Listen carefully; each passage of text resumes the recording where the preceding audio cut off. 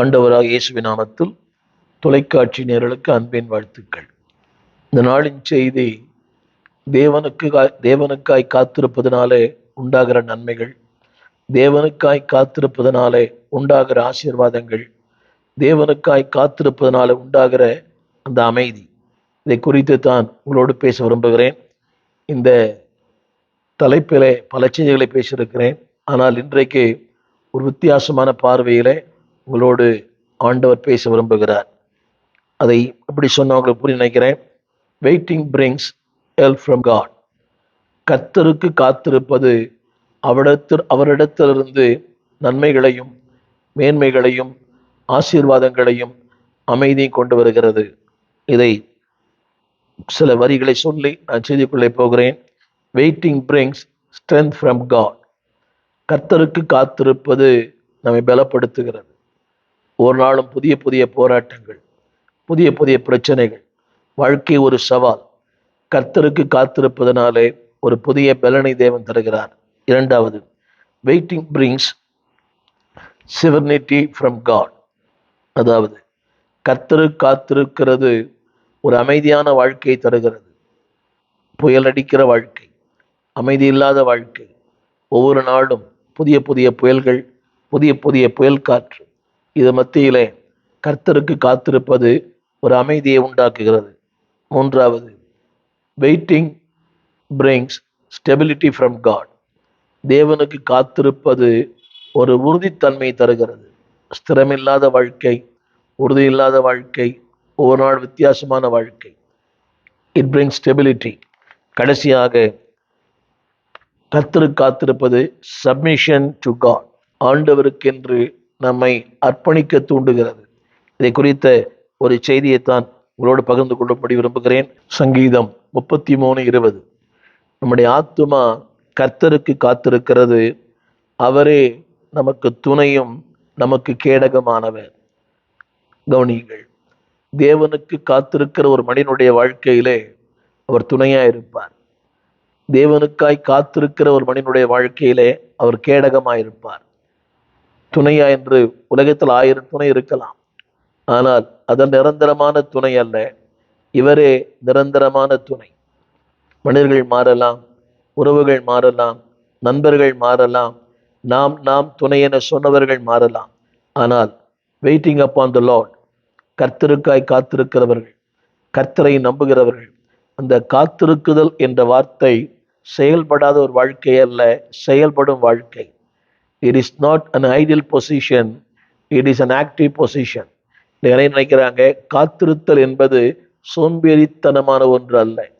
காத்திருக்குதல் என்பது ஒன்றும் செய்யாமல் சும்மா இருப்பதல்ல. காத்திருத்தல் என்பது அவரிடத்திலிருந்து ஒரு மேன்மையான மகிமையான ஒன்று எதிர்பார்ப்பது. அந்த வசனம் சொல்லுகிறது, காத்திருக்கிறதே என்ற ஆத்துமா கர்த்தருக்கு காத்திருக்கிறது. தாவீதின் வாழ்க்கையில் எத்தனை புயல், எத்தனை போராட்டம், எத்தனை எதிர்மறையான சம்பவங்கள். எப்பக்கத்தில் இருக்கப்பட்டான், அழுகிறதற்கு பலன் இல்லாமல் போக மட்டும் அவன் அழுதான். அப்படிப்பட்ட தேவ மனிதனாகிய தாவீது சொல்லுகிறார், என் ஆத்துமா இப்படிப்பட்ட சூழ்நிலைகளிலே, நெருக்கங்கள், கலக்கங்கள், கண்ணீர், பாடு, ஏமாற்றம், இவைகள் மத்தியிலே அது கர்த்தருக்காய் காத்திருக்கிறது. மாத்திரமல்ல, அவரே எனக்கு துணையா இருக்கிறார். என்னை கேட்டுக்கொண்டிருக்கிற அன்பு தேவ பிள்ளையே, ஆண்டவருக்காய் நீ காத்திருக்கும் போது அவரை போல ஒரு துணை இந்த பூமியில யாரும் இல்லை. ஒருவேளை இந்த பூமியிலே உங்களுக்கு துணைவர்கள் எல்லாம் இருக்கலாம். கணவனை இழந்திருக்கலாம், மனைவி இழந்திருக்கலாம், பெற்றோர் இழந்திருக்கலாம். அன்பான தேவ பிள்ளைகளே, ஆண்டவருக்காய் காத்திருக்க ஒரு வாழ்க்கையிலே அவரே துணை, நிரந்தரமான துணை, நித்திய துணை. அது மட்டுமல்ல, அன்பானோட உங்களுடைய வாழ்க்கையில உங்களுக்கு என்ன தேவையோ அதை தந்து உதவி செய்கிற ஒரு துணை. துணைகள் நல்லதுதான், மனைவி நல்லது, கணவர்கள் நல்லது, பெற்றோர் நல்லது. ஆனால் அது இல்லாத பட்சத்திலே அவரே நமக்கு துணை. அது ஒரு வெற்றிடம். துணை வேண்டும் தகப்பனே, உலகிலே என்னை எதிர்க்கும் சக்திகள் பல உண்டே. அந்த துணை இல்லாத ஒரு வாழ்க்கை அது வெறுமையான வாழ்க்கை, அது உண்மை. ஆனால் தேவன் சொல்லுகிறார், நானே உனக்கு துணையாயிருப்பேன். என்னுடைய கேடகம் உனக்கு துணையாயிருக்கும், என் வார்த்தை உனக்கு துணையாயிருக்கும், என்னுடைய சமூகம் உனக்கு துணையாயிருக்கும், என் சத்தியம் உனக்கு துணையாயிருக்கும், என் நீதி உனக்கு துணையாயிருக்கும், என் நியாயங்கள் உனக்கு துணையாயிருக்கும், என் வெளிச்சம் உனக்கு துணையாயிருக்கும். எத்தனை பெரிய மேன்மை! எனவேதான் இந்த நாளின் செய்தி, waiting brings help from God. ஒருவேளை உதவி இல்லாமல் இருக்கலாம், உதவியற்ற மனிதர்களாய் வாழலாம், அன்பான் ஒருவேளை நிராயுதபாணியாய் இருக்கலாம். எனக்கு யாரும் இல்லையே, என்னை கேட்டுக்கொண்டிருக்கிற அன்பு தேவ பிள்ளையே, கர்த்தருக்காய் பொறுமையோடு காத்திரு. நிச்சயமாய் அவர் உனக்கு துணையாயிருப்பார். துணை மட்டுமல்ல, உனக்கு கேடகமாயிருப்பார். அவனுடைய கருத்து என்னவென்றால், எத்தனை எதிர்ப்புகள் வந்தாலும், எத்தனை ஏளனங்கள் வந்தாலும், எத்தனை பரியாசங்கள் வந்தாலும், அவரே உன்னை எல்லா இக்கட்டிலிருந்தும் உன்னை பாதுகாப்பார். இதைத்தான் தொடர்ந்து ஏசாயன் புஸ்தகம் 40ஆம் அதிகாரம் 31ஆம் வசனம், தெரிந்த வசனம், கர்த்தருக்கு காத்திருக்கிறவர்களோ, அதாவது காத்திருக்கிறவர்கள் அல்ல, காத்திருக்கிறவர்களோ.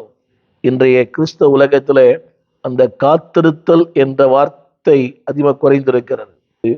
கர்த்தருக்கு காத்திருக்கிறவர்களோ என்ன செய்வார்களாம்?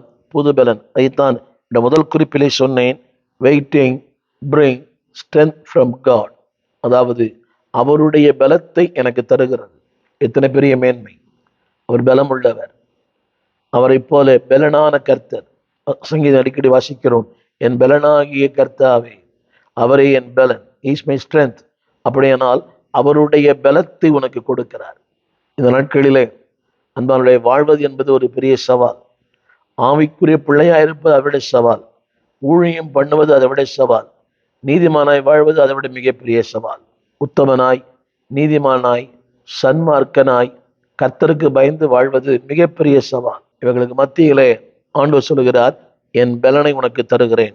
கர்த்தருக்கு காத்திருக்கிறவர்களோ புது பலன். நேற்றைய பலன் அல்ல, இதுவரை இல்லாத ஒரு பலன். நீ காணாத, நீ கண்டிராத, நீ கேட்காத ஒரு பலனை தேவனுக்கு தருகிறார்.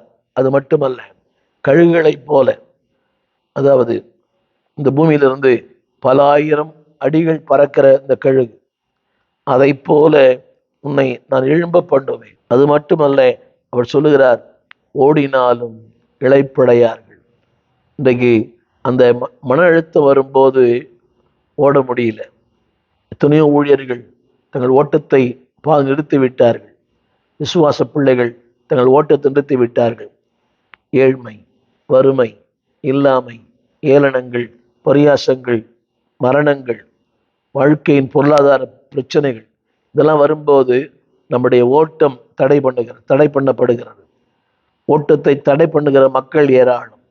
பரியாசம் பண்ணி, கேலி பண்ணி, நம்முடைய விசுவாசத்தை குறித்து நம்மை அதறிப்படுத்தி, இப்படிலாம் நம்முடைய ஓட்டத்தை தடை செய்கிற மக்கள் ஏராளம்.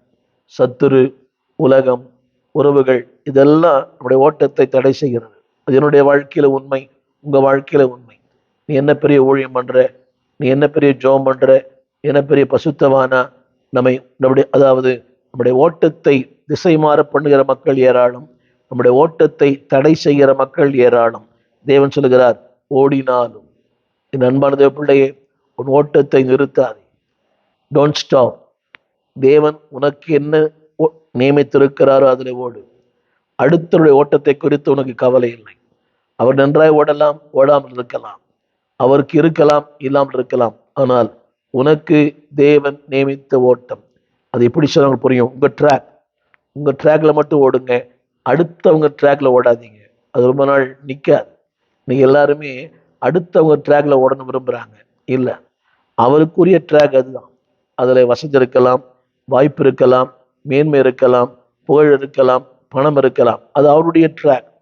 உங்கள் வாழ்க்கையில ஒன்றும் இல்லாமல் இருக்கலாம், எளிமை இருக்கலாம், வறுமை இருக்கலாம், இல்லாமல் இருக்கலாம். ஆனா உங்க ட்ராக், தேவன் அந்த ட்ராக்ல ஓட முடியும் என்று நம்பித்தான் அந்த ட்ராக்ல உங்களை ஓட வைத்திருக்கிறார். உங்களை நம்பி, என் மகன் இந்த ஓட்டத்துல ஓட முடியும்.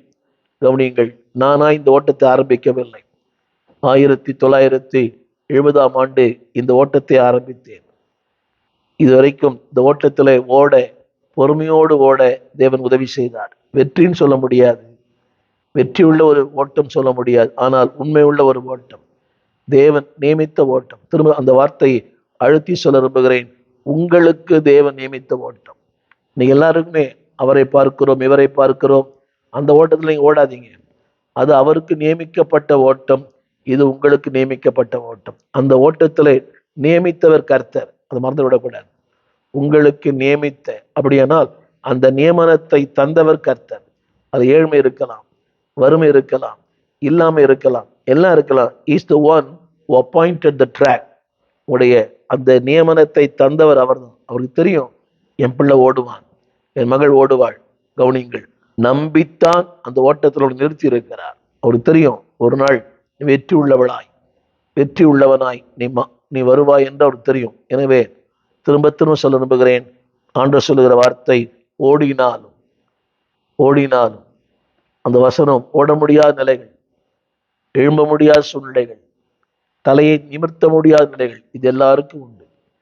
விசுவாசிக்கும் உண்டு, ஊழியனுக்கும் உண்டு. என் தலையை நிமிர பண்ணுகிறவன், என் தலையை உயர்த்துகிறவன். அவர் சொல்லுகிறார் ஓடினாலும்.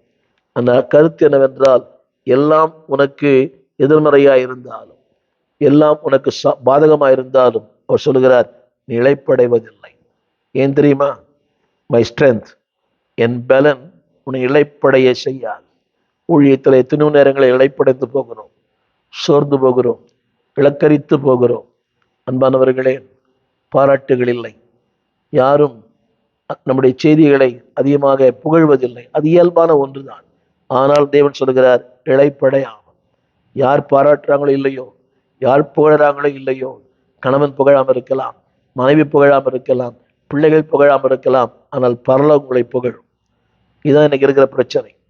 பொதுவாக ஒரு ஊழியர் இருக்காரு சொன்னா, அநேக குடும்பங்களில் மனைவியே தம் புருஷனுடைய பிரசங்கத்தை பாராட்டுகிறது இல்லை, பிள்ளைகள் பாராட்டுவதில்லை.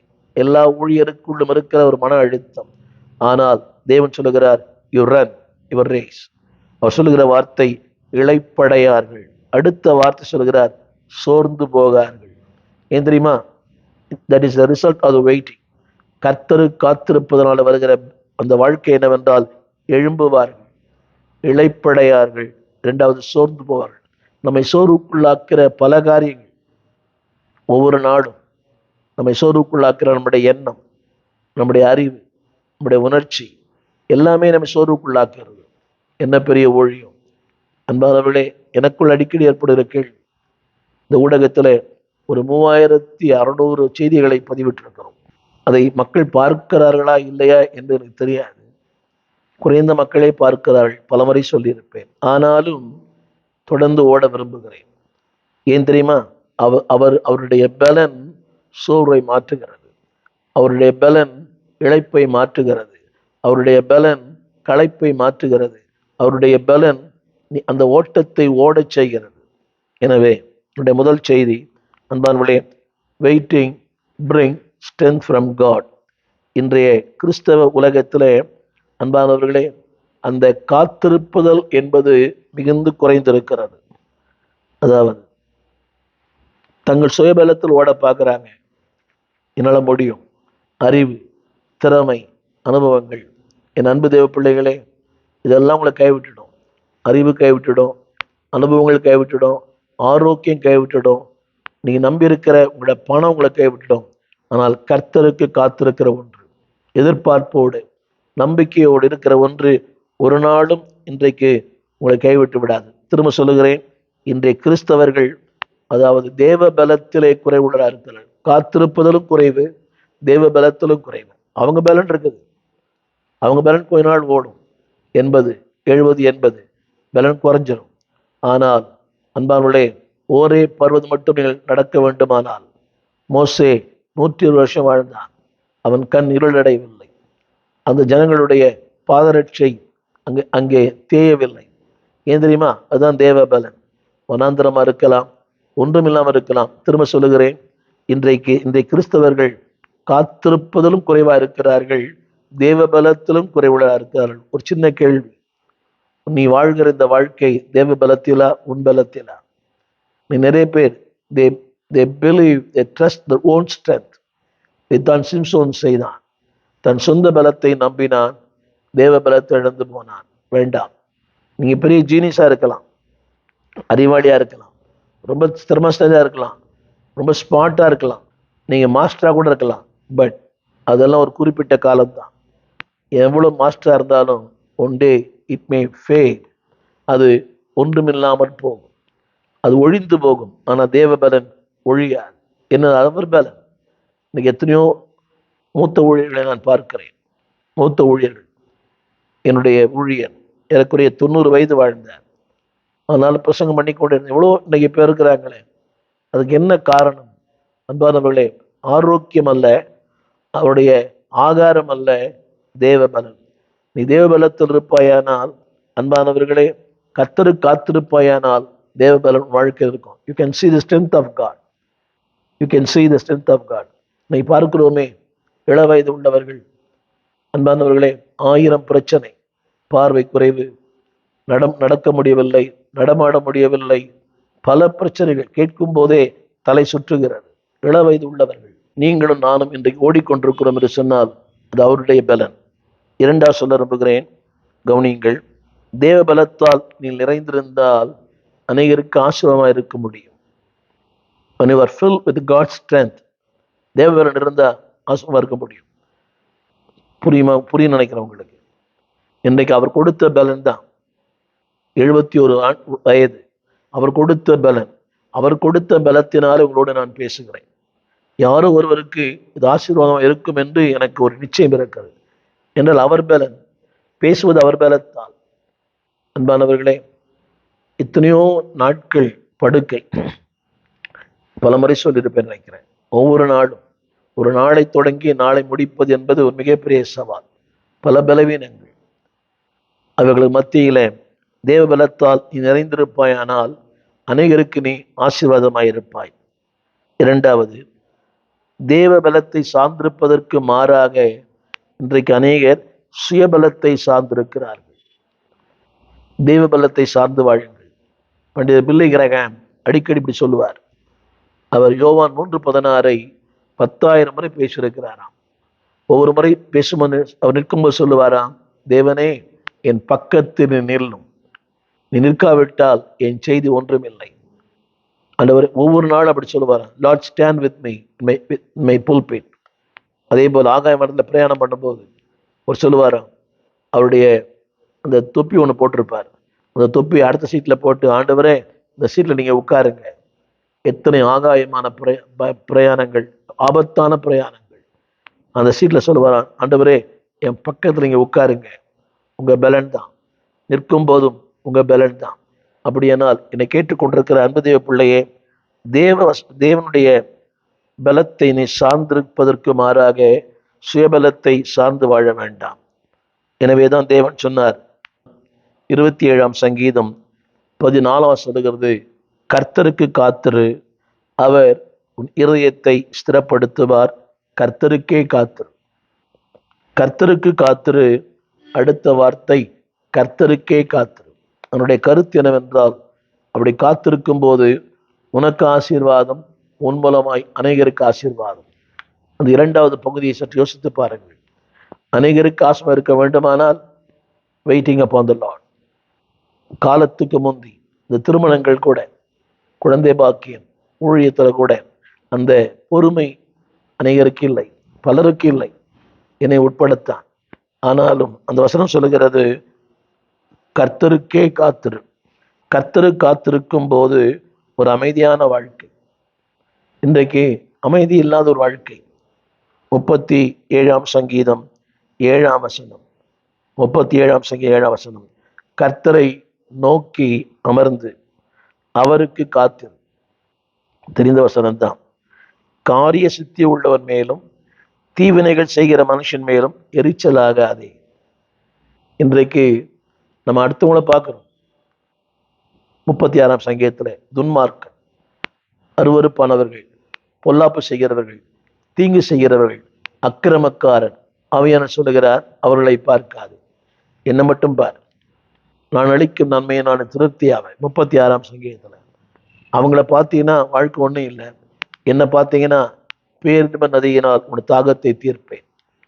அந்த வசனம் 36:8 சொல்லுகிற சங்கீதம், என் பேரின்ப நதியினால் உன் தாகத்தை தீர்ப்பேன். அந்த அதிகாரம் 36 ஆரம்பிக்கும் போது துன்மார்க்கன், அக்கிரமக்காரன், பொல்லாப்பு செய்கிறவன், தீங்கு செய்கிறவன், இவர்களையே டோன்ட் லுக். நீ நம்ம அப்படிதான் பார்க்கணும். அவர் இப்படி இருக்கிறார், இவர் இப்படி இருக்கிறார், இவர் இப்படி இருக்கிறார். தேவன் சொல்லுகிறார், அவர்களே அல்ல, என்னையும் நோக்கிப்பார். தேவனுடைய வார்த்தை சொல்லுகிறது, கர்த்தர் காத்திருக்கும் போது ஒரு அமைதி.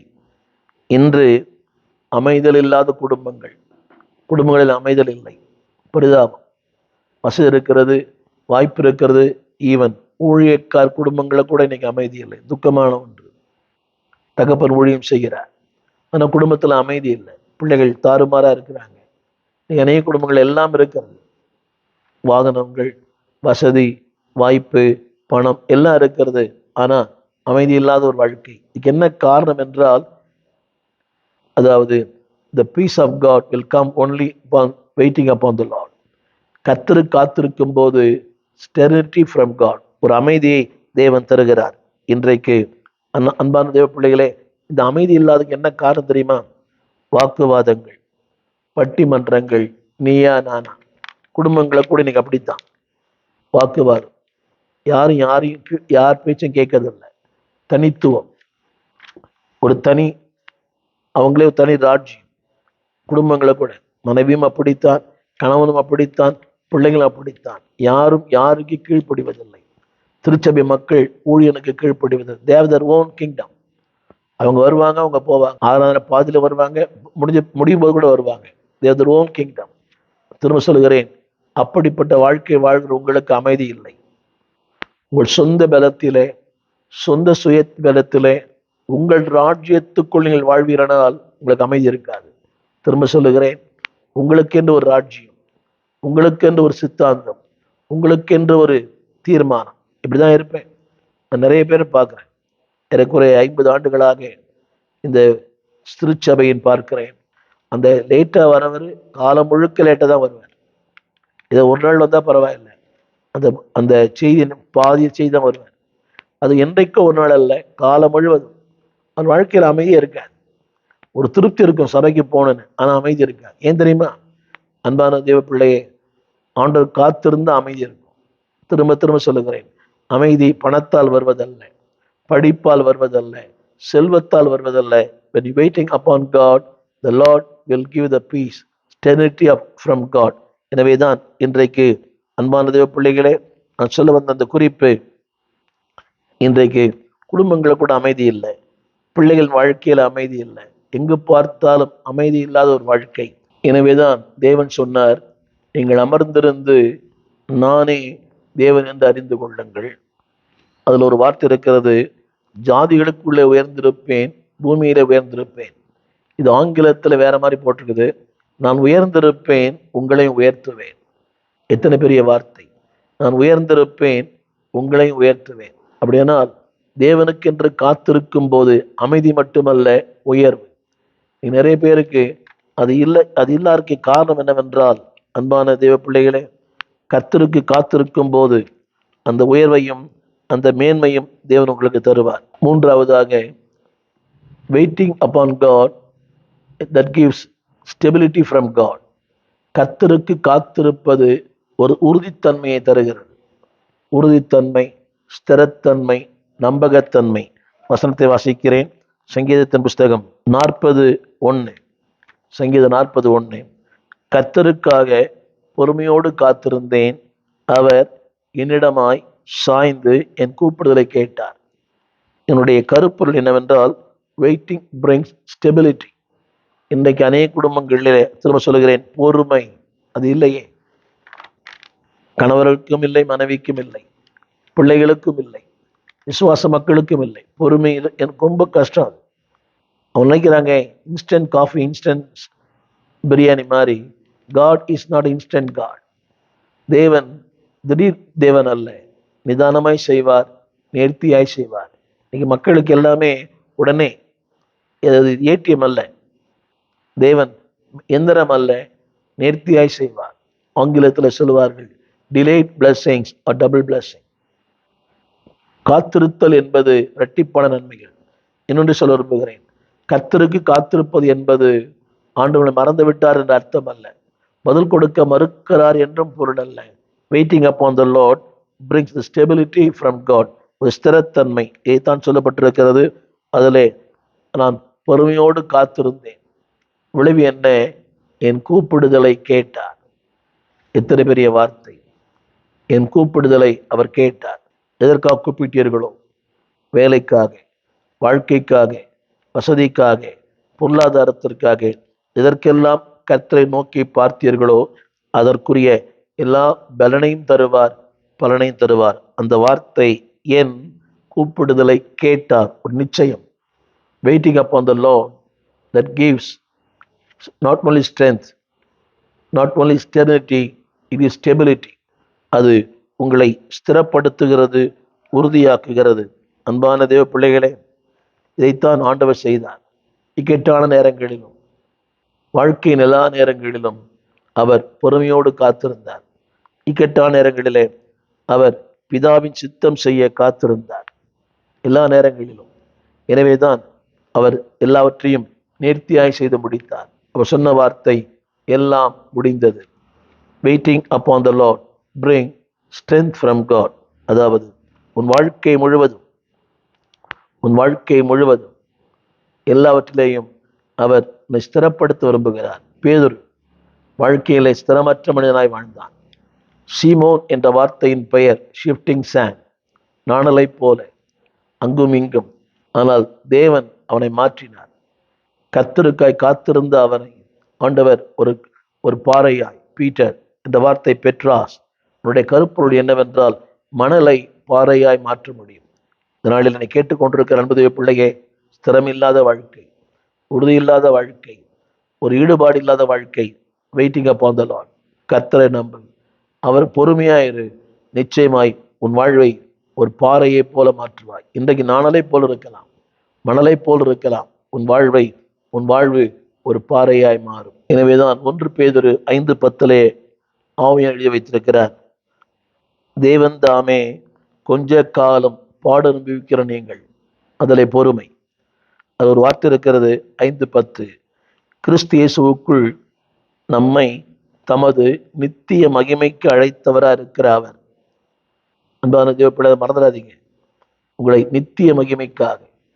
இந்த உலகத்து மகிமையெல்லாம் அழிந்து போகிற மகிமை. 5 ஆண்டுகள், 2 ஆண்டுகள், 10 ஆண்டுகள், எந்த அரசாங்கமும். ஆனால் உங்களை அழைத்தது நித்திய மகிமை, இட்டர்னல் க்ளோரி. அது யாரும் மாற்ற முடியாது. அந்த நித்திய மகிமைக்கு நம்மை அழைத்திருக்கிறார். அவர் என்ன தராராம்? சகல கிருபையும் அவர் தருகிறார். அது அடுத்த வாசம் சொல்லுகிறார், அவர் காத்திருக்கிற நீங்கள், வசனம் கொஞ்ச காலம் பாட அனுபவிக்கிறார். இன் அதர் வேர்ட், கொஞ்ச காலம் காத்திருக்கும் போது சீர்படுத்துவார், ஸ்திரப்படுத்துவார், பலப்படுத்துவார், நிலைநிறுத்துவார். இதைத்தான் சொன்னேன். Waiting upon the Lord that brings stability from God. சீர்படுத்துவார், எங்கெல்லாம் சீரில்லையோ. அடுத்து ஸ்திரப்படுத்துவார். 3வது பலப்படுத்துவார். 4வது நிலைநிறுத்துவார். எங்கெல்லாம் பலவீனமா இருக்கிறீங்களோ அங்கெல்லாம் பலன், எங்கெல்லாம் உறுதியற்ற தன்மையோ அங்கெல்லாம் உறுதியின் தன்மை. அது மட்டுமல்ல, நிலைநிறுத்தப்படுவீர்கள் இதே பூமியில. அதை நிலைநிறுத்தப்படும் போது உங்களை அண்ணாந்து பார்க்கிற நிலைமைகள் வரும். இன்றைக்கு தலைகுனிந்திருக்கலாம், உங்களை நிலைநிறுத்துவார். உங்கள் ஊழியங்களை, உங்கள் குடும்பங்களை, உங்களுடைய வாழ்க்கையை, உங்களுடைய தொழிலை கர்த்தர் நிலைநிறுத்துவார். 1000 எதிர்ப்புகள் இருக்கலாம், but God will establish you. Bring submission to God. இதைத்தான் அன்பானவர்களே இரட்சகர் இயேசு செய்தார். அந்த வசனம் சொல்லுகிறது, லூக்கா 22:41. பாடுகள் வரும்போது, போராட்டம் வரும்போது இரட்சகர் செய்த காரியம், அவர் அப்புறம் போய் முழங்காற்படியிட்டு அவர் சொன்ன ஒரு வார்த்தை, பிதாவே, இந்த பாத்திரம் நீங்க கூடுமானால் நீங்கட்டும், ஆகிலும் என் சித்தத்தின்படி அல்ல, உம் சித்தத்தின்படியே. அந்த வார்த்தையை கவனியுங்கள். என்னை கேட்டுக்கொண்டிருக்கிற அன்பு தேவ பிள்ளையே, முடிவாசல் நம்புகிறேன், எங்கே சார்ந்து கொள்வதில் இல்லையோ, எங்கே காத்திருக்குதல் இல்லையோ, அங்கே குழப்பம், போராட்டமே மிஞ்சும்.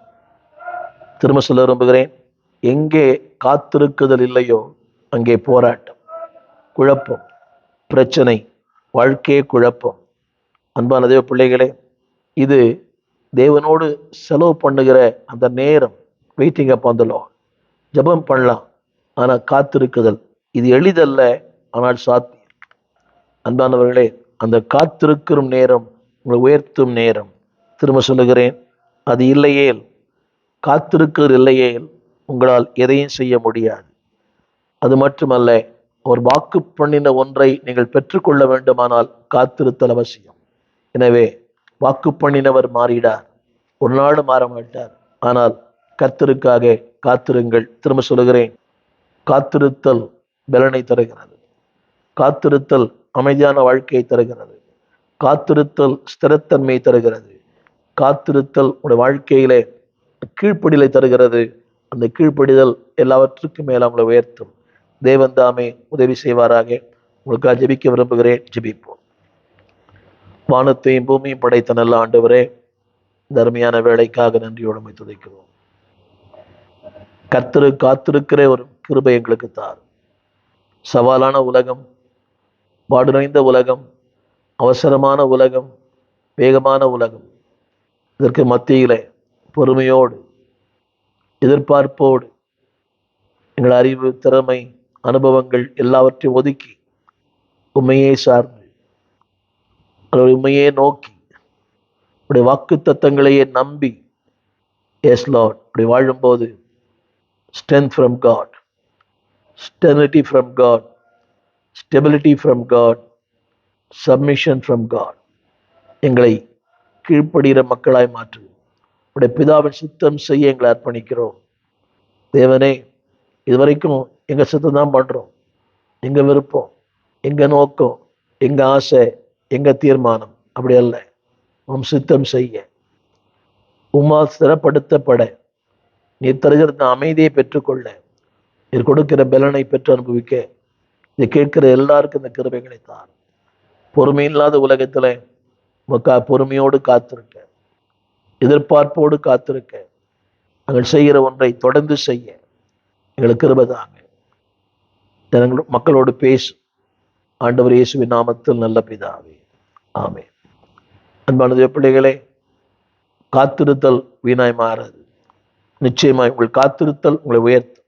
God bless you. எங்கள் விலாசம்: போதகர் ஸ்டீஃபன் தேவகுமார், திறந்த வாசல் சபை, நம்பர் 65, பரமானந்த தெரு, 7 கிணறு, சென்னை 600001. தொடர்புக்கு 9841839287. மேலும் 04443183330. எங்கள் மின்னஞ்சல் stephenopendor@gmail.com. எங்கள் தேவ செய்திகளை யூடியூப் சேனலில் பார்த்து பயனடையுங்கள். தேவன் உங்களை ஆசீர்வதிப்பாராக.